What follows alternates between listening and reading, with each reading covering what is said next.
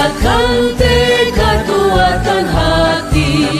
Negeri ini memanggilmu kawan. Belajar, bergerak, berbagi untuk negeri. Guru penggerak, majukan pendidikan. Halo Ibu Yuliana, terima kasih sudah datang hari ini. Bagaimana kabar Ibu? Halo juga Pak Yusbani, saya baik kabarnya. Terima kasih banyak juga. Saya senang sekali bisa berbicara dengan Bapak. Saya juga senang kita bisa bertemu, Bu. Kita akan fokus pada tujuan Ibu untuk meningkatkan motivasi belajar siswa. Apa tujuan spesifik yang ingin Ibu capai dalam jangka pendek maupun jangka panjang? Tujuan saya dalam jangka pendek, saya ingin itu siswa saya lebih termotivasi Pak dan antusias dalam menerima pembelajaran di kelas. Sedangkan untuk jangka panjangnya itu Pak, saya berharap sekali mereka itu memiliki sikap yang lebih positif terhadap pembelajaran dan mencapai hasil akademis yang lebih baik begitu. Itu tujuan yang bagus. Mari kita mulai dengan identifikasi. Apa yang Ibu perhatikan mengenai motivasi belajar siswa saat ini? Uh, yang saya melihatnya siswa saya itu ini Pak, mereka macam malas begitu. Mereka kurang antusias dalam pembelajaran. Mereka itu cenderungnya itu banyak mengeluh dan menyerah ketika menghadapi kesulitan. Mereka sering terlihat bosan dan tidak ada semangat untuk belajar. Oke, saya menerima apa yang Ibu sampaikan. Ketika Ibu mendengarkan siswa, apa yang mereka katakan tentang perasaan mereka, Bu, terhadap pelajaran? Uh, Beberapa siswa itu mengatakan mereka terlalu sulit, Pak, untuk menerima pelajaran dan membosankan. Ada juga yang merasa tidak percaya diri dengan kemampuan yang mereka punya dan merasa putus asa ketika mereka tidak memahami materi itu, mereka lebih cenderungnya itu tidak mau bertanya, dibiarkan begitu saja. Saya menghargai kejujuran Ibu. Dari apa yang Ibu katakan, ada dua hal utama yang muncul. Pertama, kesulitan dalam materi, dan yang kedua, kurangnya kepercayaan diri. Apakah ada faktor lain, Bu, yang menurut Ibu mempengaruhi motivasi mereka? Uh, Mungkin juga ada masalah di luar sekolah ya Pak, seperti masalah dalam keluarga, kurangnya perhatian dari keluarga mereka di rumah, terus apa ya Pak, beberapa siswa itu mungkin merasa tidak ada yang peduli dengan kemajuan mereka di sekolah. Itu keluarganya terkesan masa bodoh begitu. Itu poin yang sangat penting. Mari kita pikirkan lebih jauh tentang bagaimana faktor-faktor ini bisa mempengaruhi motivasi siswa. Bagaimana biasanya Ibu mengatasi perasaan bosan dan kesulitan itu dalam pembelajaran? Saya mencoba membuat materi itu lebih menarik Pak dengan video atau kegiatan interaktif lainnya. Saya juga memberikan penjelasan tambahan untuk siswa yang memang mereka itu merasa kesulitan. Tapi rupanya itu juga belum cukup. Itu usaha yang bagus, Bu. Ketika Ibu mendengarkan umpan balik dari siswa tentang metode ini, apa yang mereka katakan, Bu? Uh, uh, Tentang metode yang saya buat, yaitu materi yang menarik, mereka suka kegiatan interaktif, tetapi mereka merasa lebih kesulitan mengikuti materinya, gitu. Beberapa siswa mengatakan bahwa mereka lebih percaya diri ketika mereka mendapat perhatian lebih dari saya, begitu Pak. Terima kasih sudah berbagi, Bu.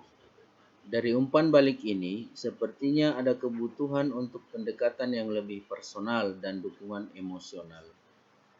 Bagaimana Ibu bisa memberikan dukungan emosional dan membangun rasa percaya diri mereka agar lebih efektif? Biasanya saya lebih sering memberikan feedback positif dan mengakui semua usaha mereka begitu, Pak. Bukan hanya hasil akhir, saya juga bisa memberikan tantangan yang memang sesuai dengan kemampuan mereka begitu, sehingga mereka merasa mereka berhasil.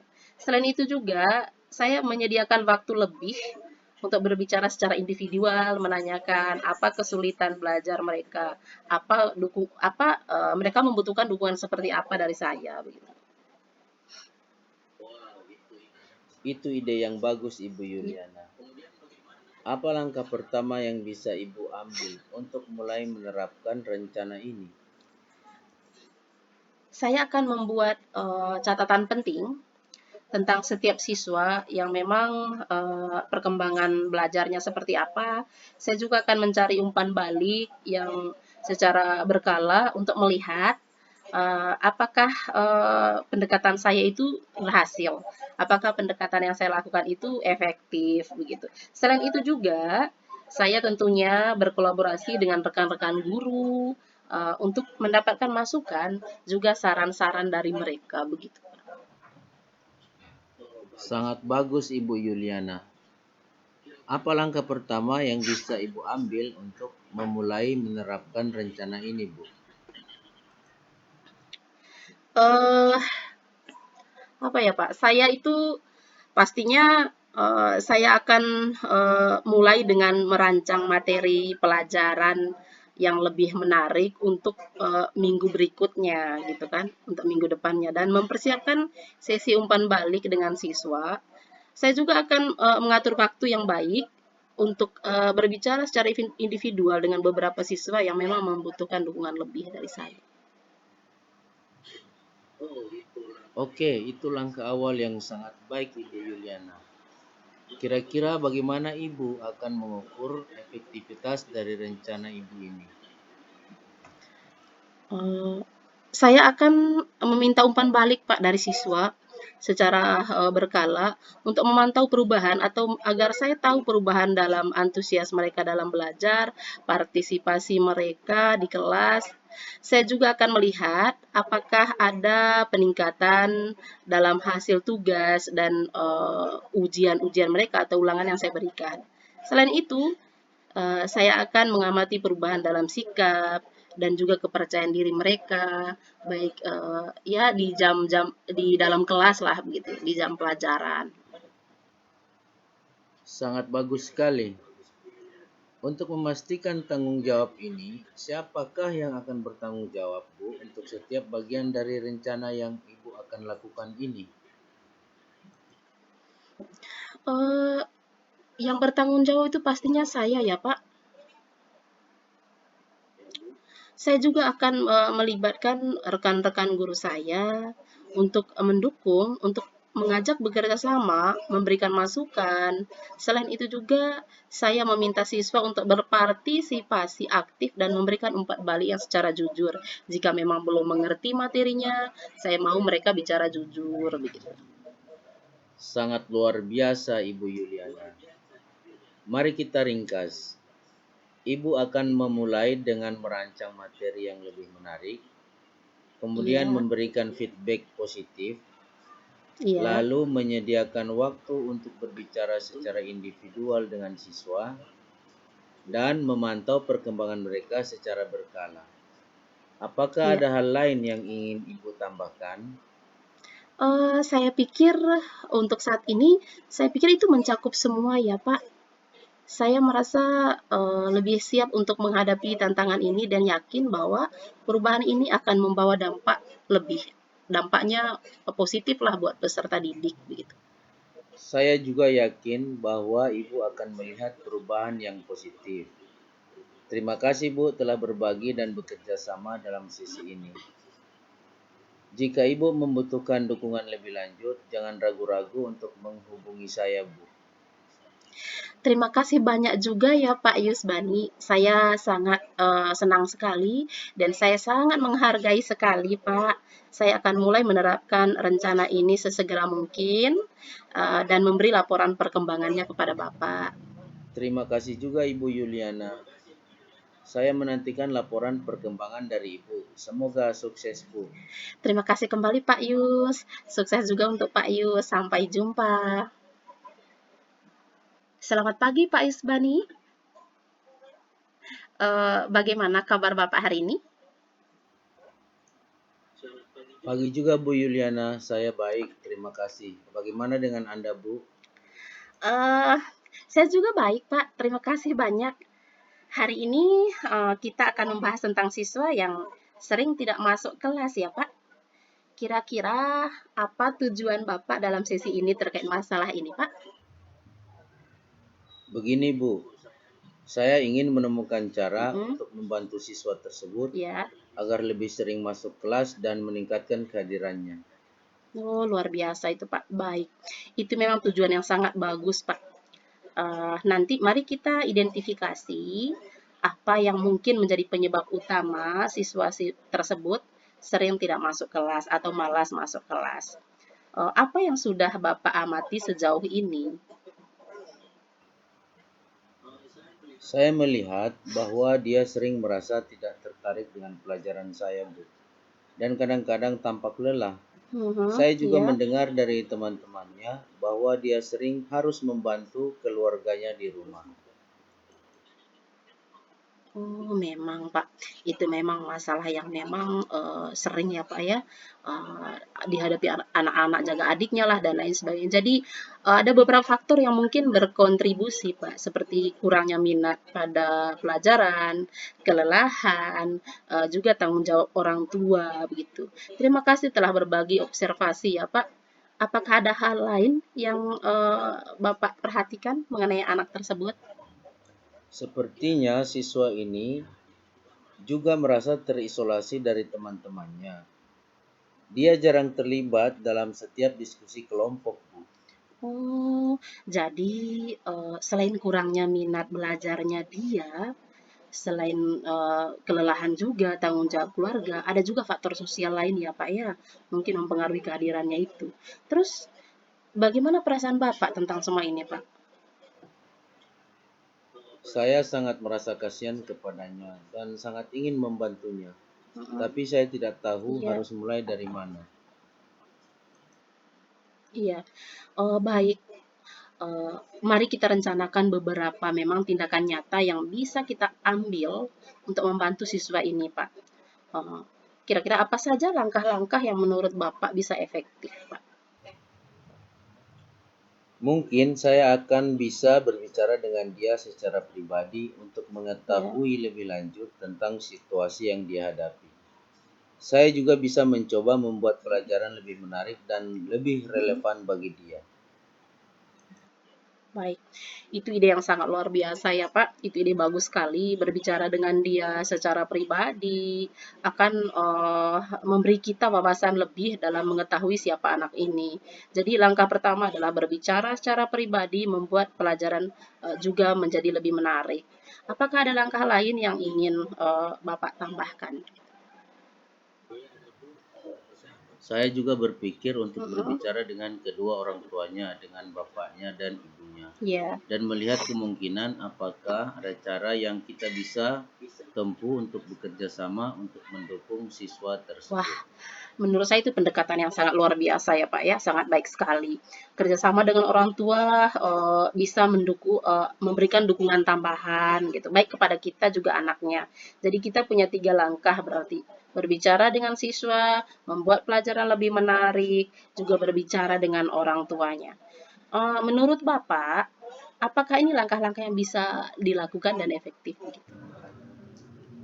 Ya Bu, saya berpikir tentunya langkah-langkah tersebut dapat saya lakukan. Keren, Pak. Mari kita tentukan tanggung jawab dan waktu pelaksanaannya. Kapan kira-kira Bapak bisa mulai berbicara dengan siswa tersebut, Pak? Saya membuat rencana akan mencoba berbicara dengannya Mm. minggu ini, Bu. Oh, berarti berbicara dengan siswa tersebut dalam minggu ini ya Pak ya. Untuk itu langkah awal yang sangat luar biasa. Bapak akan berbicara dengan siswa minggu ini. Bagaimana dengan membuat pelajaran lebih menariknya Pak? Saya juga akan mulai merencanakan beberapa aktivitas yang lebih Mm-mm. interaktif dan lebih Iya. menarik Mm-mm. untuk minggu depan, Bu. Baik, aktivitas yang lebih interaktif itu akan membuat pelajaran saya rasa lebih menarik ya Pak ya. Dan untuk berbicara dengan orang tua, kapan kira-kira bisa dilakukan itu Pak? Saya sudah mengatur rencana Mm-mm. pertemuan dengan kedua orang tuanya Iya. minggu depan dan mudah-mudahan rencana ini terrealisasi, Bu. Baik, berarti setelah itu nanti mengatur pertemuan atau jadwal bertemu orang tua minggu depan. Itu akan memberi waktu yang cukup untuk merencanakan. Jadi Bapak akan berbicara dengan siswa minggu ini dan merencanakan aktivitas lebih efektif minggu depan dan mengatur pertemuan dengan orang tua juga.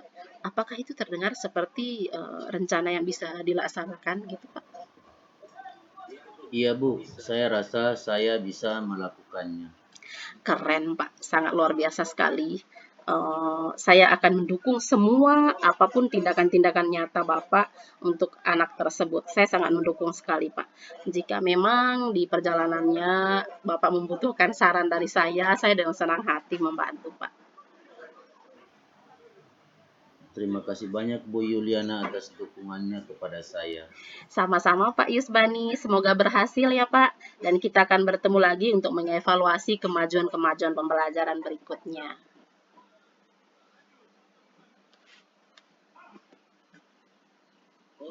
Selamat sore Ibu Yuliana. Selamat sore Pak. Saya ingin menyampaikan refleksi diri dari latihan coaching kita pada sore hari ini. Iya. Pertanyaan yang pertama, apa yang sudah berjalan dengan baik selama percakapan? Jawaban saya yang pertama, tujuan yang jelas. Percakapan Iya. ini dimulai dengan menetapkan tujuan spesifik yang ingin dicapai oleh Iya. coach, yaitu meningkatkan motivasi belajar siswa. Yang kedua, identifikasi yang mendalam. Coach berhasil Iya. mengidentifikasi beberapa faktor yang mempengaruhi motivasi siswa, Iya. termasuk kesulitan dalam materi, kurangnya kepercayaan diri, dan masalah di luar sekolah. Siap. Yang ketiga, pendekatan empatik. Coach menunjukkan keterampilan Ya. mendengarkan aktif, menggunakan teknik rasa, receive, appreciate, summarize, ask, untuk memahami dan merespon pernyataan iya. coach dengan tepat. Yang keempat, rencana aksi yang konkret. Percakapan menghasilkan rencana aksi yang spesifik dan dapat diukur, Iya. termasuk langkah-langkah untuk memberikan dukungan emosional, feedback positif, dan metode pembelajaran yang lebih menarik. Yang kelima, tanggung jawab yang jelas. Coach dan coachee menetapkan siapa yang bertanggung jawab untuk setiap bagian dari rencana dan bagaimana mereka akan mengukur efektivitasnya. Pertanyaan kedua, Iya. apa yang masih perlu diperbaiki atau ditingkatkan? Jawaban saya yang pertama, yaitu pendalaman lebih lanjut. Meskipun percakapan sudah cukup mendalam, mungkin bisa lebih menggali perasaan dan motivasi coachee terkait dengan tantangan yang dihadapi. Yang kedua, variasi dalam pertanyaan. Memperbanyak variasi pertanyaan yang lebih reflektif dan terbuka bisa membantu coachee merenungkan lebih dalam tentang tindakan dan dampak dari rencana yang telah dibuat. Yang ketiga, peningkatan penggunaan teknik rasa. Meskipun teknik rasa sudah digunakan, masih ada ruang untuk lebih sering mengapresiasi dan menyimpulkan dengan lebih detail setiap poin yang dibahas. Pertanyaan ketiga, apa yang Bapak Ibu lakukan untuk tetap dalam kondisi presence atau kehadiran penuh sebelum dan saat melakukan coaching? Jawaban saya yang pertama yaitu persiapan mental. Sebelum sesi coaching, lakukan persiapan mental seperti meditasi singkat atau latihan pernapasan untuk memastikan fokus dan kehadiran penuh. Yang kedua, mendengarkan aktif. Selama sesi, mempraktikkan mendengarkan aktif dengan fokus penuh pada coaching, menjaga kontak mata dan menghindari distraksi. Yang ketiga, Empati dan validasi. Menunjukkan empati dan validasi terhadap perasaan dan pengalaman Koci. Memastikan bahwa Koci merasa didengar dan dipahami. Pertanyaan keempat, apa yang akan Bapak Ibu lakukan untuk memperbaiki atau meningkatkannya? Jawaban saya yang pertama, yaitu latihan refleksi diri. Secara rutin melakukan refleksi diri setelah setiap sesi coaching untuk mengevaluasi apa yang berjalan baik dan apa yang perlu ditingkatkan. Yang kedua, pelatihan keterampilan coaching. Mengikuti pelatihan atau workshop tentang keterampilan coaching, terutama dalam hal mendengarkan aktif dan mengajukan pertanyaan berbobot. Yang ketiga, mencari umpan balik. Mendapatkan umpan balik dari coach atau rekan kerja tentang gaya coaching dan efektivitasnya, serta menerapkan saran-saran yang diberikan. Yang keempat, konsistensi dalam teknik rasa. Berlatih lebih konsisten dalam menggunakan teknik rasa selama percakapan coaching untuk memastikan setiap poin yang dibahas mendapatkan perhatian yang cukup. Kemudian, tuliskan umpan balik dari coach Anda. Pertanyaan untuk coach, apa yang Anda rasakan pada saat di coaching? Jawaban dari coach, saat sesi coaching tadi, saya merasa sangat didengar dan dipahami oleh Pak Yusbani. Teknik bertanya dan mendengarkan yang digunakan membuat saya merasa nyaman untuk berbicara dan mengungkapkan masalah yang saya hadapi di kelas. Saya merasa motivasi dan semangat saya meningkat karena mendapat perhatian dan dukungan penuh. Pendekatan yang digunakan juga membantu saya melihat masalah dari perspektif yang berbeda dan memberikan ide-ide konkret untuk diimplementasikan di kelas. Saya sangat menghargai umpan balik yang diberikan karena bukan hanya mengkritisi tetapi juga memberikan solusi yang realistis dan bisa langsung saya terapkan. Secara keseluruhan saya merasa lebih percaya diri dan siap menghadapi tantangan meningkatkan motivasi belajar siswa. Terima kasih Ibu Yuliana.